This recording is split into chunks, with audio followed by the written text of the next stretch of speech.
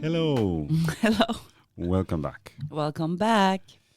I had been thinking a lot about how to express or teach about non-duality. When we talk about non-duality, people get like really, really lost Yes.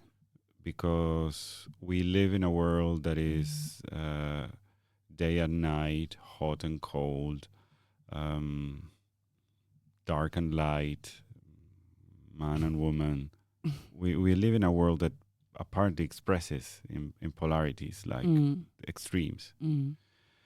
But I don't think that is healthy because we suffer a lot because we, especially when we talk about the relationship issue, we are okay. If you are right, I have to be wrong, or if you and being right in a relationship usually ruins the connection because someone needs to like step down or someone needs to say, I don't want this. I will make it more personal. So Yes. it's clearer. For example, we had been talking a lot when we were doing the teacher training. You wanted to do things more practical. I wanted to teach more lectures, and I thought that this was important, and you thought that was important that people had like more practice, more body, etc.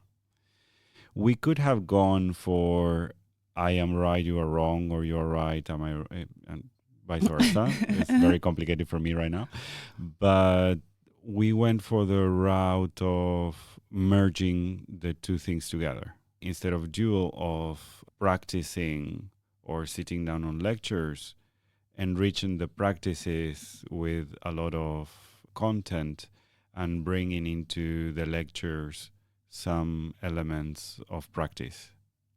So we broke the duality there. Yes. The result was breaking the duality. Yeah. But what we did was not merging our opinions. No. What we did is instead of focusing on our opinions and our egos, really, like I want this. I want yeah, this. or it's very harsh to use the word ego, but I don't look at the ego as a bad thing. Instead of focusing on what you thought was right and what I thought was right, we were focusing on what is our intention for the students.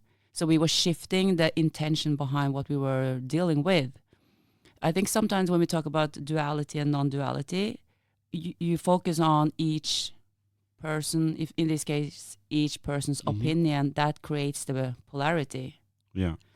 So what we did, instead of discussing what is good with your way of doing it, we were discussing what is the best way that people can. We kind of dropped our cases in a way, and then we went to the core of what we wanted to teach. What do we want to achieve with the students? We want them to integrate, we want them to understand, we want them to think it's interesting. Then it was easy for you to say, aha, because Norwegians are more physical maybe than the students you were used to teach in other countries. Other countries. Aha, so we need to adapt it for the Norwegian market or the Norwegian students that we have. Because we didn't do like a pros and cons list of, okay, what are the pros and cons of what you're saying and what I'm saying? No, because then we would be stuck in each other's case. And we didn't, we put, I think, the greater good in the center. And I think that is applicable even in the relationship field in general. Not just, I wanted to give this example because this is a very practical thing that everyone will understand, but it happens a lot in discussions in relationships. I want this, you want that. No one is 100% one thing, right? Sometimes, okay, I want to change a job and I have my doubts, or I want to have a baby, but sometimes I am also afraid. So on the other side, I will have maybe the person that is more afraid than wanting to have the baby or more willing to change jobs or to live in another country than I am. But we can meet sometimes in the middle and detach from those extreme personalities. I saw myself breaking the pattern of the person that I was supposed to be. I was When? supposed to be, oh, lately a lot of times, and you are responsible for many of those. Really? Yeah. Because we create a character that you call the ego, and you have a good relationship with your ego. I have a better relationship now with my ego. I would like to define the ego as something completely necessary, because Yeah. it's the way that you work in the world. You are embodying this Yeah, you have this. astronaut suit. Yeah, and you have this expression in spiritual communities with ego death, and that you shouldn't have the ego. And it's like, if you don't have the How come? ego, then you don't know if you are on the right track or not. I mean, the ego is the one telling you, Yeah, it's a way of preservation. It's a way of understanding where you are. Yeah. You are having all these past experiences of this life that shape the way that you relate to the environment and to other people. Ego is necessary. Yeah, the ego is your compass as much as the heart is your compass. It's kind of like you can't have the light without the dark. Now we're back to polarities again. And then, So kill your ego. No, we don't recommend that. No, we don't recommend that. It's like cutting your nose or your hand. Yeah, get to know your ego is better. Yeah. You're not your nose. You're not your ego. Because we talk a lot about follow your heart and listen to your heart. But when I do coaching, it's kind of like I just go straight into what is your ego telling you, or this is your ego doing that, or that's when you get the growth. So but back to this. Yes, several times I had to doubt the character that I created to move myself into the world. Okay, and you said it happened recently a lot. A lot. You want to take an example so it's easier to understand? Yeah, for example, from trying to style my hair in a way that my hair doesn't go to. For example, okay, you cut your hair in a certain way and you start aging and your hair behaves in a different way, and you're trying to attain to that way of doing things or looking in a certain way instead of embracing what you have right now.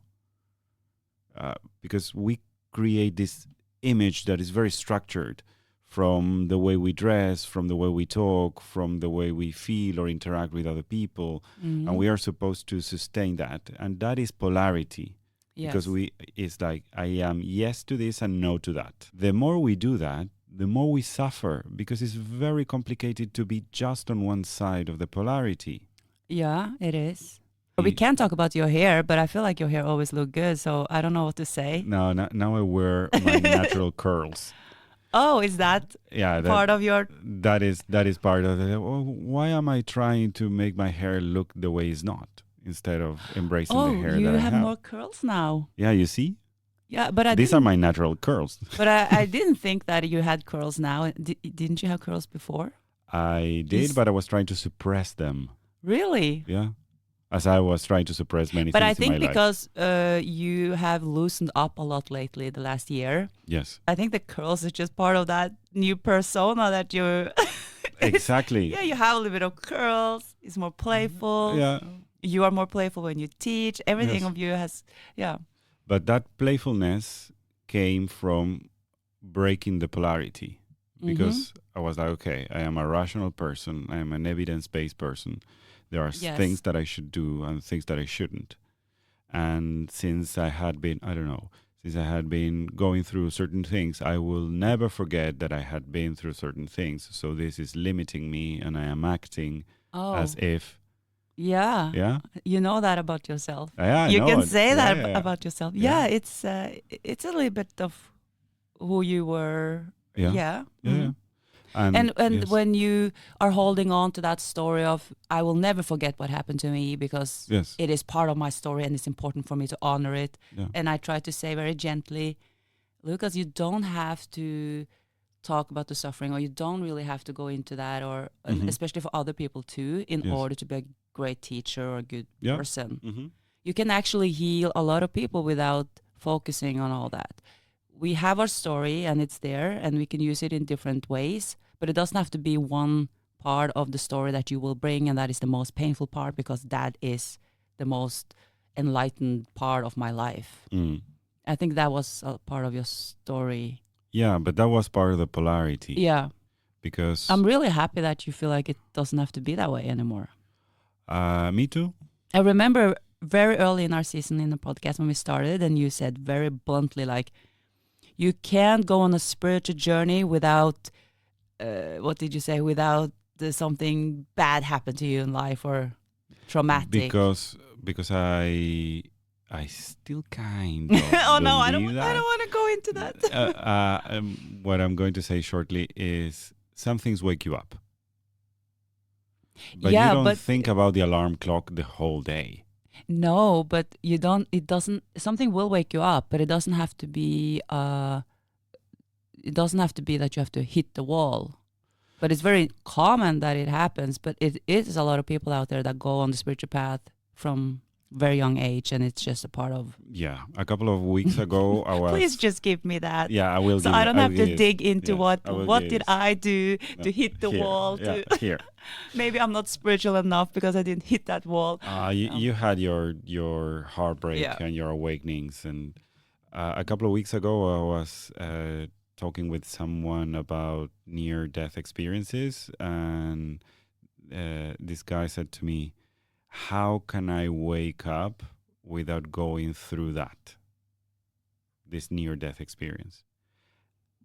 At that time, I didn't know what to answer, but a couple of weeks later, I can say that if you don't take yourself so seriously and you don't go to that polarity and sustain that character, and you start to be more messy about who you are in every time, and you become more playful and you start to laugh about that character that you created, then you have more or less the same effect.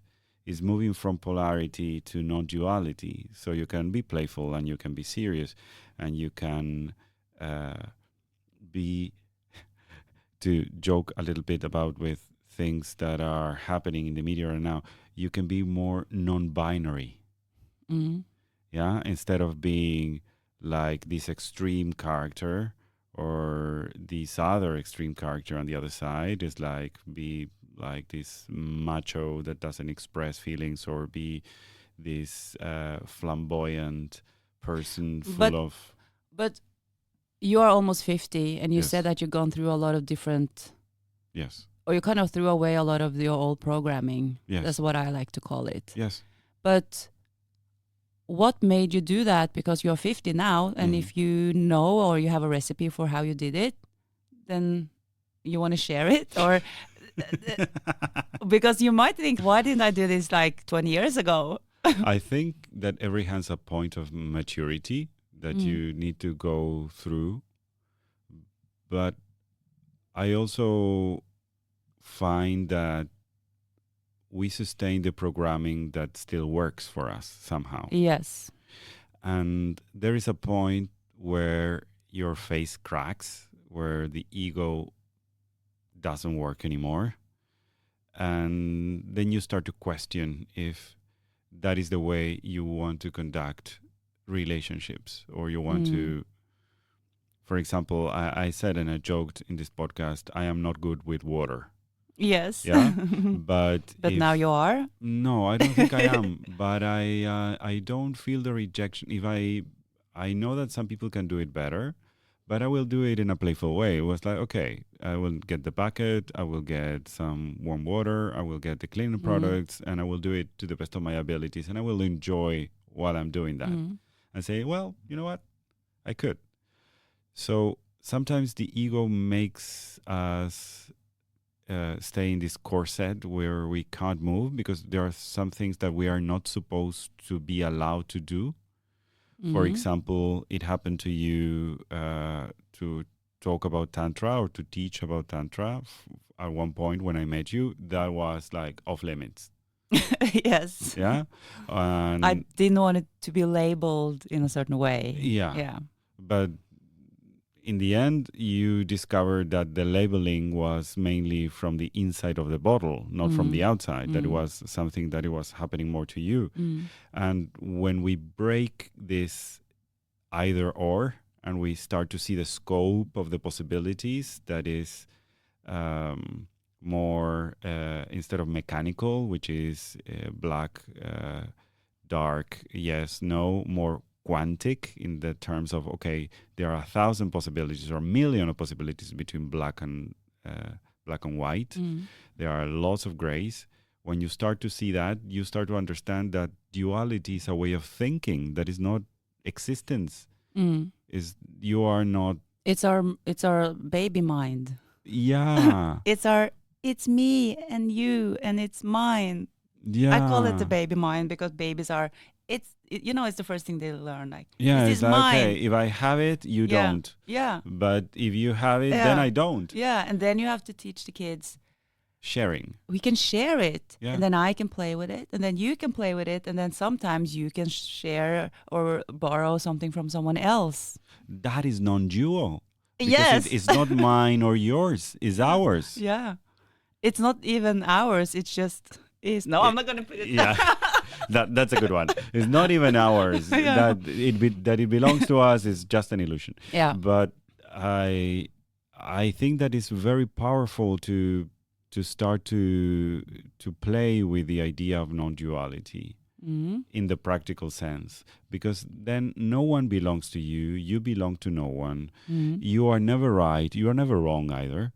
You are expressing yourself in the moment. And you said this in the prior episode about, this is what I think right now. I might change what I'm thinking tomorrow. But that means that you see your ego in a way that is not harmful for you to change your mind. And I think why people are so obsessed with being right and they feel like they can't change their mind is because they feel like then the people won't take them serious, or I don't know. I say all the time that spirituality it's full of contradictory statements. Yes. And this student asked me, Kimhye, can you say something about Osho's statement in that book? I think it was the Book of Secrets.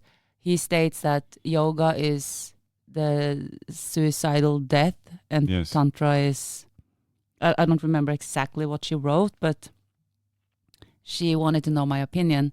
And again, my opinion would be, as Osho said, it can be, but Osho means that when he talks about yoga, he talks about yoga from the state of yoga and the perspective of a yogi. When he talks about Tantra, he talks about Tantra. And then... Also, it's very important for the audience to know that Osho never wrote a book. What you see in the, I don't know, more than 50 different titles that Osho has is the compilation of recordings that students that came from the UK, France, Germany did from the conferences of Osho. And that those transcriptions had been tagged and transformed into books. So one quote that Osho said about something doesn't make... If you take it out of context. Yeah, exactly. But I think it's very spot on with when I do coaching and I sit with one person and I'm tuned into that person. Yeah, and I'm saying, you know what, forget about that. Yeah, or I say something and the conversation goes into a certain direction, and then maybe someone else is sitting listening, and this person is also single and feels super triggered by the way I talk to this person because she feels like, yeah, but I am happy by myself. I don't want to have someone. But maybe in this case, this specific case where I do coaching, that's what this person wants. Then I coach from that perspective. That is non-dual, because you might say something to one person, but you will say something different to another. Completely different. It's just based on, and that's why I force people to be very specific, because we have to stop being so general. We have to stop have these general conversations about things. Then don't talk. You know, it's much better to sit down and talk and be specific, and you go into, and then you get those aha moments. That's why you unlock this, or you put these images of yourself overboard. Yeah. Because we have time, because we are so fortunate that we have time to sit and have deep conversations. Our work includes deep conversations, and we do a lot of reflections after our courses. It means that we have the time to change. What I just got from what you said is that not only happens that when we teach, we adapt what we teach to the audience that we have. So we might say things that are inconsistent if they are taken out of Yeah. context. But also in the process of teaching, we become also learners and students. Yeah, but you have a lot of teachers that goes out there and just go on repeat. Yeah. You don't learn anything if you go into a room and you put yourself on repeat. We had been doing, I don't know, 3 or 4 teacher trainings Yeah, together. they are completely different. And every time I sit down and talk about the same issue, I do it in a different way. Yeah. Is putting the greater good in the middle, not thinking about the pros and cons, and trying to generate a space where you are trying to follow what is best for everyone involved in the moment. Mm. When we can leave these polarities, when we can leave these places where we are right or wrong, over someone or under someone, the space becomes more circular. And in that moment, it enriches the connection a lot because no one is suppressed. Everyone is able to present something and to create from there. I think if you are in a relationship and you are stuck in those patterns, you need to go beyond the case. The case is, I want to move in together, I don't. But if you go behind the blanket or behind the curtains, then you find the real reasons. And that's where you play, and that's where you can find a solution. So try that. I love it. Thank you so much. Thank you so much.